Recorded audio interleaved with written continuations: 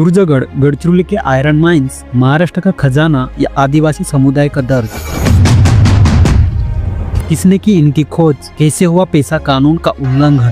जंगल जमीन आदिवासी जिल्हा म्हणून ओळखला जातो। या जिल्ह्यात अनेक भागात पेसा कायदा लागू होतो, परंतु पेसा कायद्याला म्हणजे नियम धाब्यावर बसून गडचिरोली जिल्ह्यातील 25 लोह प्रकल्प ला मंजुरी देण्यात आली। क्या माइनिंग ने खेतियों को बर्बाद किया। 2013 में लॉयड्स मेटल स्टील कंपनी के वाइस प्रेसिडेंट जसपाल सिंह की नक्सलियों के द्वारा हत्या की गई और 24 दिसंबर 2016 में 70 से अधिक ट्रकों को जलाया गया। इस मुद्दे को गहराई से जानने के लिए इस वीडियो को पूरा देखो।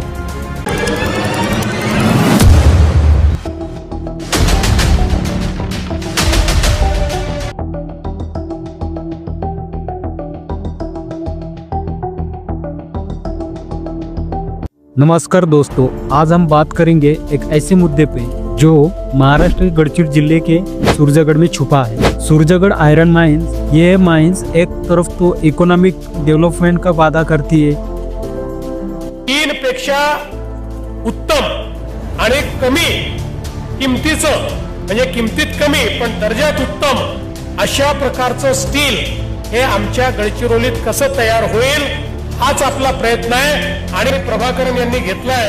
मी प्रभाकरन तुम्हाला सांगू इच्छितो, तुम्ही काळजी करू नका, आम्ही पूर्णपणे तुमच्या पाठीशी या ठिकाणी उभं राहू। लेकिन दूसरी तरफ ये लोकल आदिवासी समुदाय के लिए संघर्ष का कारण भी बनी है।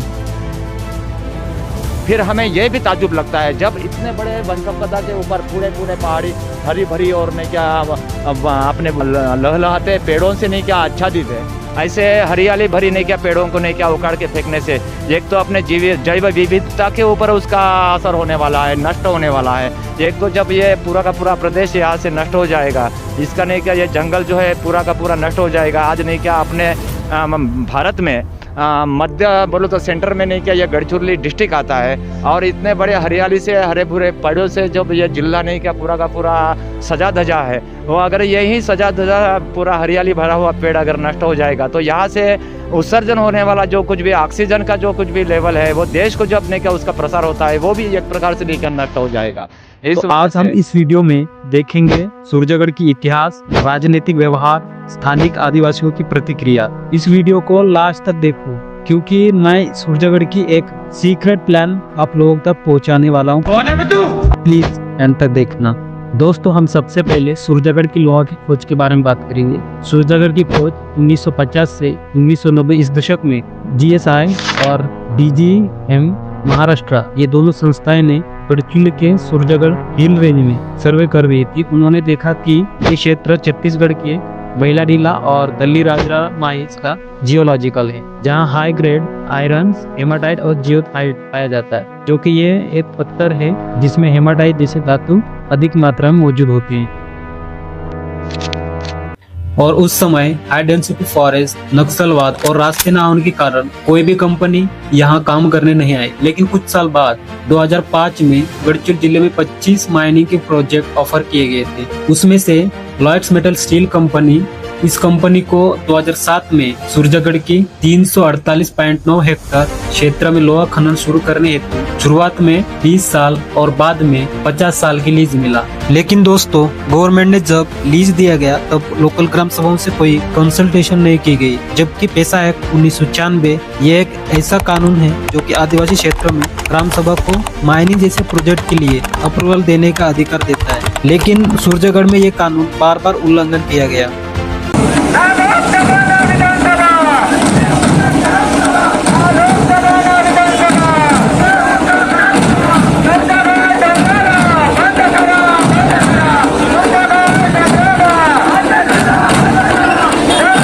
जब से सूरजगढ़ में खनन कार्य शुरू की जा रही थी, तब से गढ़चिरौली के लोकल आदिवासियों ने विरोध कर रहे हैं। 2011 में आंदोलन की, अक्टूबर 2021 और 11 मार्च 2023 में बड़ी संख्या से एटापल्ली तहसील के तोड़गट्टा में 70 ग्राम सभा और छत्तीसगढ़ के 30 ग्राम सभा ने सूरजगढ़ पारंपरिक इलाका गठन समिति के अंडर दाम कोंडावाही बचाओ समिति बनाई और बेमुद्दा टिया आंदोलन शुरू किया, जिसमें 20,000 के आसपास बड़ी संख्या में ये लोग माइनिंग के खिलाफ अपने हक और जमीन के लिए लड़ रहे थे, लेकिन इनकी बात सुनी नहीं गई। 253 दिवस झाले, पण आमच्यापर्यंत कोणी तहसीलदार आलेला नाही, कोणी SDPO आलेला नाही, कोणी कलेक्टर आलेला नाही। पण काल म्हणजे 20 तारखेला आम्हाला म्हणजे लोकांना मारासाठीच त्यांनी आले।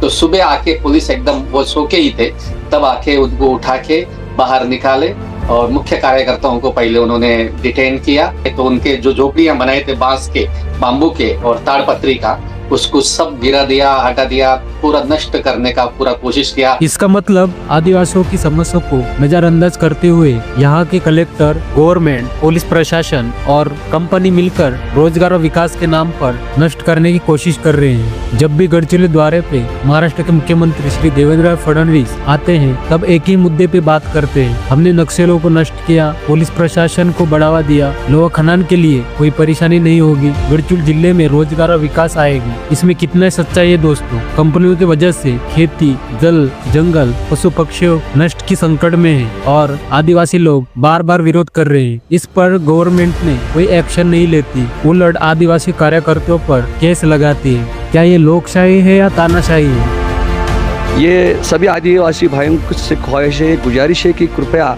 आप सभी एक इकट्ठा आकर आदिवासी के साथ सभी समुदाय जो यहाँ रहते, SC, ST, OBC, VCNT, जितने भी समाज बंधु है, सभी आकर इस ये प्रक्रिया पे अपना विरोध और निषेध दर्शाना चाहिए।